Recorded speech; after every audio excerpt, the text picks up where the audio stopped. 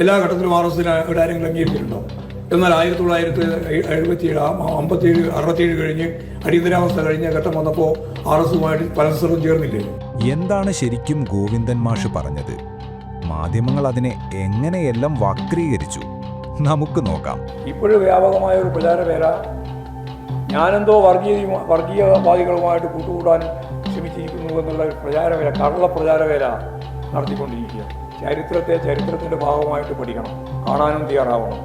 അങ്ങനെ അല്ലാതെ വരുമ്പോഴാണ് ഇത്തരത്തിലുള്ള പ്രശ്നങ്ങൾ ഉയർത്താൻ UDFന് അനുകൂലമായ ചില നിലപാടുകൾ സ്വീകരിക്കാൻ മാധ്യമങ്ങളിൽ തന്നെ ചിലർ ശ്രമിച്ചിട്ടുള്ളത് എന്ന കാര്യം, പ്രത്യേകിച്ച് മീഡിയ വണ്ണിനെ പോലുള്ള ആളുകൾ ശ്രമിച്ചത് എന്നത് വളരെ വ്യക്തമായ പകൽ വെളിച്ചം പോലെയുള്ള സത്യമാണ്. 14 മിനിറ്റുള്ള ഒരു വീഡിയോവിൽ നിന്നും വെറും 35 സെക്കൻഡ് മാത്രം കട്ട് ചെയ്തെടുത്ത് പിതൃശൂന്യ രാഷ്ട്രീയം കളിക്കുന്ന കൊങ്ങികളോടാണ് സുധാകരൻ ശാഖയ്ക്ക് കാവൽ നിന്നതുപോലെയോ സതീശൻ ഗോൾ വർക്കറുടെ പടത്തിനു മുന്നിൽ കുനിഞ്ഞു നിന്ന് വിളക്ക് കൊളുത്തിയതുപോലെയുള്ള ഐക്യപ്പെടലല്ല CPM നടത്തിയത്. സഖാവ് ഗോവിന്ദൻ മാഷിന്റെ RSS പ്രസ്താവന വിവാദമാക്കുന്നവർ വിവരദോഷികളും ചരിത്ര നിഷേധികളുമാണ്. CPM BJPയുമായും RSSുമായും കൂട്ടുകൂടിയ വെറുതെ ഒരു പ്രസ്താവന ഇന്നലെ ഇങ്ങനെ ഇറക്കും. അടിയന്തരാവസ്ഥ കാലത്ത് ഇന്ദിരാ കോൺഗ്രസ് ഒഴിച്ച് എല്ലാ പാർട്ടികളും ഒരു ചേരിയിലായിരുന്നു. RSS അന്ന് നിരോധിത സംഘടനയായിരുന്നു. എന്നാൽ RSS നേതാക്കൾ ജനസംഘത്തിൽ പ്രവർത്തിച്ചു. ജനസംഘം പിന്നീട് പിരിച്ചുവിട്ട് JPയുടെ നേതൃത്വത്തിൽ ജനതാ പാർട്ടി ലയിച്ചു.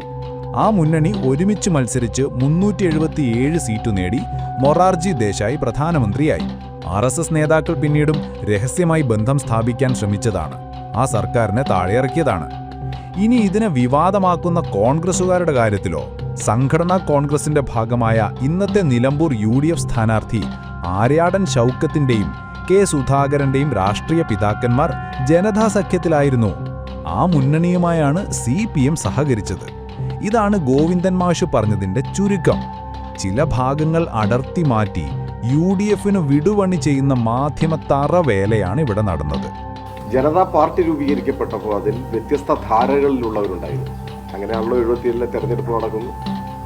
ആദ്യത്തെ കോൺഗ്രസ് ഇതര ഗവൺമെന്റ് ഉണ്ടാകുന്നു. മൊറാർജി ദേശായി ആയിരുന്നു ആ ഗവൺമെന്റിനെ നയിച്ചത്, എല്ലാവർക്കും അറിയാം, പ്രധാനമന്ത്രിയായിരുന്നു. അപ്പോൾ മൊറാർജി ദേശായിയെ പ്രധാനമന്ത്രിയാക്കിയ തെരഞ്ഞെടുപ്പാണ് 77-ലെ തെരഞ്ഞെടുപ്പ്. ആ തെരഞ്ഞെടുപ്പിൽ ജനതാ പാർട്ടിയാണ്, ജനസംഘമല്ല, BJP അല്ല. ജനതാ പാർട്ടിയിലാവട്ടെ വ്യത്യസ്ത ധാരകളുള്ളവരെല്ലാം അതിൻ്റെ ഭാഗമായിരുന്നു. ആ ജനതാ പാർട്ടിയുമായാണ് ഇടതുപക്ഷം സഹകരിച്ചത്. ജനതാ പാർട്ടിയുമായി ഇടതുപക്ഷം സഹകരിക്കുകയാണ്. നിങ്ങളുടെ വയനാടൻ MP-യുടെ മുത്തശ്ശി ഇന്ദിരാഗാന്ധി കൊണ്ടുവന്ന അടിയന്തരാവസ്ഥ എന്ന ഭരണകൂട ഭീകരത നിലനിന്ന സമയത്ത് കോൺഗ്രസ് ഒഴിച്ച് ബാക്കി എല്ലാവരും ഒരുമിച്ചായിരുന്നു. അതുമാത്രമാണ് ഗോവിന്ദൻ മാഷ് പറഞ്ഞത്. അത് പറയുമ്പോൾ പോലും ഇന്നത്തെ നിലമ്പൂരിൽ മത്സരിക്കുന്ന ഷൗക്കത്തിൻ്റെയും ബാപ്പ പോലും RSSനൊപ്പമായിരുന്നു എന്ന സത്യത്തെ മാത്രം അനുസ്മരിപ്പിച്ചു. 14 മിനിറ്റ് വീഡിയോ ആരും കാണില്ല. ഇജ്ജാതി ഉഡായപ്പൊന്നും ഇക്കാലത്ത് അധികം ഓടില്ല.